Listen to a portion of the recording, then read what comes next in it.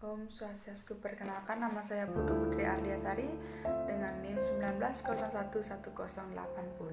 Di sini saya akan membahas tentang bagaimana cara mengatur biaya-biaya produksi suatu perusahaan pada masa pandemi ini. Seperti yang kita ketahui, pada masa pandemi ini banyak karyawan-karyawan yang ditindak PHK, baik itu karena faktor internal ataupun faktor eksternal yang dialami oleh karyawan tersebut. Dengan tindak PHK, karyawan-karyawan tersebut sudah mengalami pengurangan pendapatan. Karena pengurangan pendapatan tersebut, kebutuhan bulanan bisa saja menjadi hal yang berat untuk karyawan-karyawan tersebut. Nah, karena pengurangan pendapatan berpacuan pada kebutuhan bulanan, hal ini juga berhubungan dengan perusahaan-perusahaan industri yang menyiapkan kebutuhan bulanan. Dengan pengurangan konsumen untuk membeli suatu produksinya, bisa saja perusahaan-perusahaan tersebut mengalami penurunan pendapatan. Hal ini dapat sangat mempengaruhi perusahaan tersebut, entah perusahaan tersebut bisa bertahan pada masa pandemi ini ataupun perusahaan tersebut akan tutup atau gulung tikar. Nah, berikut cara untuk mengatasi hal-hal yang tidak diinginkan seperti halnya gulung tikar ataupun hal-hal yang lainnya. Yang pertama, ada cara ketahui dan hemat biaya produksi. Sebagai pemilik perusahaan, Anda harus mengetahui dan mengkalkulasikan terlebih dahulu berapa biaya produksi Anda. Biaya produksi sendiri merupakan akumulasi dari semua biaya-biaya Anda butuhkan dalam proses menghasilkan suatu produksi atau barang. Biaya yang dimaksud dalam hal ini seperti pembelian bahan baku, biaya membayar karyawan produksi, biaya operasional barang, dan biaya-biaya lainnya sesuai dengan bisnis yang Anda jalani saat ini. Setelah mengetahui biaya produksi ini, coba untuk menghemat biaya produksi dengan tetap memastikan kualitas produk.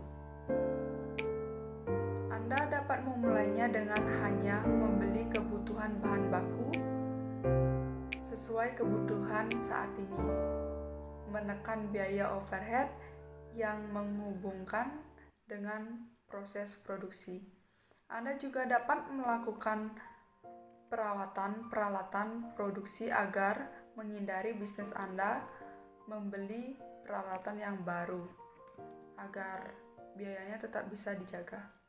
Kemudian yang kedua ada tekan biaya pengeluaran.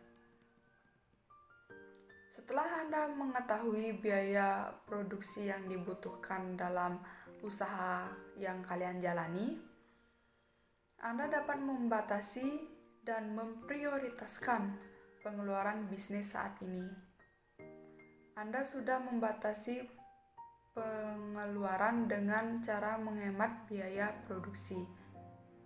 Selanjutnya, Anda harus memprioritaskan pengeluaran, yaitu dengan memilih anggaran mana yang dianggap sangat berdampak terhadap bisnis yang Anda jalani saat ini, dan anggaran mana yang harus Anda kurangi atau justru tak berdampak pada bisnis saat ini. Misalnya karena perlu membeli bahan baku yang lebih penting, utamakan hal tersebut daripada hal yang tidak penting. Ataupun Anda sudah memiliki pesanan, utamakan pesanan yang dipesan oleh konsumen daripada penyediaan barang yang belum dipesan oleh konsumen. Yang ketiga, tunda investasi dan ekspansi bisnis. Mendapatkan inventaris atau mengekspansi bisnis memang diperlukan dalam peningkatan daya tahan suatu bisnis. Tetapi untuk melakukan kedua hal tersebut bisa saja mengeluarkan uang dalam jumlah yang banyak dan tidak sedikit. Ada juga frekuensi dalam berinvestasi sangat sedikit untuk sukses. Kecuali jika Anda yakin bahwa penambah investasi dan ekspansi bisnis berpengaruh dalam profit yang Anda akan dapatkan selama masa pandemi corona ini. Anda dapat menambah investasi dan ekspansi bisnis dengan tetap memperhatikan apa yang Anda dapatkan. Misalnya seperti laba, Anda harus memperhatikan laba yang kalian dapatkan agar bisa melihat bisnis kalian dalam investasi ke depannya bagaimana. Kemudian yang keempat ada lakukan promosi agar menambah penjualan. Dilakukan promosi ini bertujuan untuk menambah pendapatan pada perusahaan Anda. Dengan cara promosi, Anda bisa menarik konsumen untuk membeli produk yang Anda produksi. Yang terakhir ada perhatikan dan buat laporan arus kas secara berkala. Dalam hal ini Anda harus terus memperhatikan dan buat lapor arus kas secara berkala. Laporan arus kas dapat memprediksikan pemasukan dan pengeluaran Anda pada periode berikutnya. Baik, sekian pemaparan dari saya. Apabila ada kesalahan maupun kekurangan, saya mohon maaf. Sekian dan terima kasih. Saya tutup dengan kalam Santi. Om Santi, Santi, Santi.